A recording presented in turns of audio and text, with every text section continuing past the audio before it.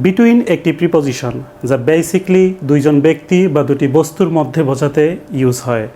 যেমন ধরুন, divide this mangoes between two brothers, অর্থাৎ এই আমগুলো দুই ভাইয়ের মধ্যে ভাগ করে দিন। খেয়াল করুন, এখানে টু ব্রাদার্স দ্বারা দুইজন ব্যক্তিকে বোঝানো হয়েছে, বিটুইন তার সামনে বসেছে।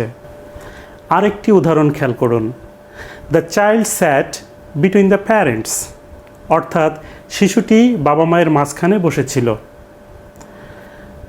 এখানে দ্য প্যারেন্টস দ্বারা দুইজন ব্যক্তিকে বোঝানো হয়েছে এবং বিটুইন এই প্যারেন্টসের সামনে বসেছে।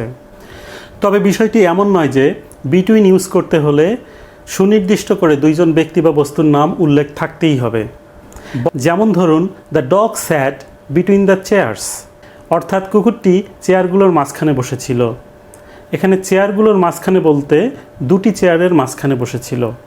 অথবা এমন হতে পারে, she is walking between the trees, অর্থাৎ সে গাছগুলোর মাঝ দিয়ে হাঁটছিল। এখানে গাছগুলোর মাঝ দিয়ে হাঁটছিল বলতে দুই সারি গাছের মাঝ দিয়ে হাঁটছিল। খেয়াল করে দেখুন, এখানে চেয়ার্স কিংবা ট্রিজ দ্বারা সুনির্দিষ্ট কোনো সংখ্যা বোঝানো হয়নি।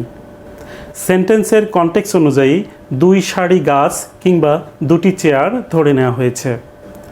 এমনি করে বিটুইন আরও অনেক সিচুয়েশনে ইউজ করা যেতে পারে।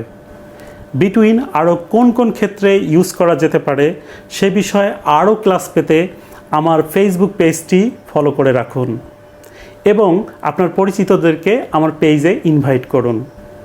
এতক্ষণ ধরে আমার ক্লাসটি দেখার জন্য আপনাকে অসংখ্য ধন্যবাদ।